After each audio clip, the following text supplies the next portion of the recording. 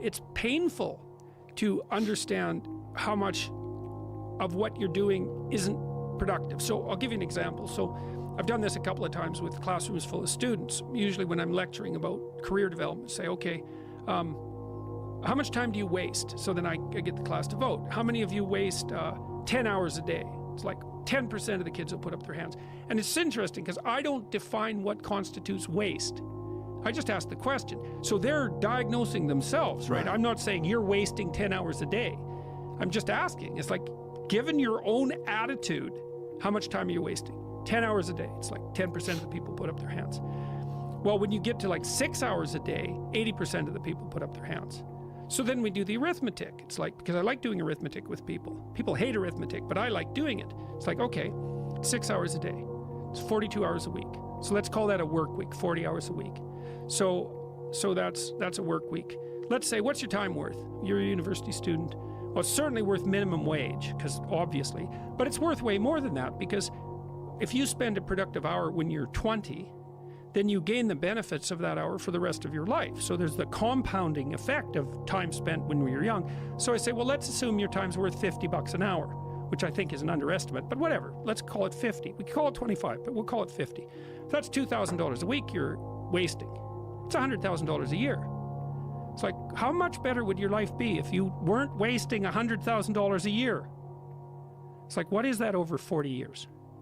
$4 million. It's like, you're rich. You don't even know it. Quit wasting time. By your own definition. It's like people shake their heads, like, oh, I never thought about it that way. It's like, yeah, think about it that way. Don't waste your damn life. And then you think, well, why would people be resistant to that message? It's like, well, you really want to wake up and figure out that you're wasting half your life? And you know, when people do that kind of wasting, they actually hate it. You know, and I've had lots of people come to my clinical practice who were chronic procrastinators. You know, and so they're watching YouTube videos, say, but not ones that are good for them, although sometimes they will do that, but just browsing in that kind of mindless way that you do when you're not paying attention and you're trying to kill time. And people doing that, they feel bad, they get depressed, they feel anxious, they can't get away from it, they feel kind of quasi-addicted. That's what they're saying about social media now. It's a huge issue with young kids. Absolutely, but there's this feeling of kind of internal rot and corruption that goes along with it. It's like, yeah, well, you're wasting your life. It's like, so it's painful. It's painful to recognize that. Then it's painful to think, oh my God, look how undisciplined I am. I don't know anything. I can't use a schedule. I can't stick to a calendar. I don't have any aims. I don't know anything about the world, right? And maybe there's a part of me that's bitter because I haven't got everything already, and I'd just like to say, to hell with it. That's the recognition of the Jungian shadow.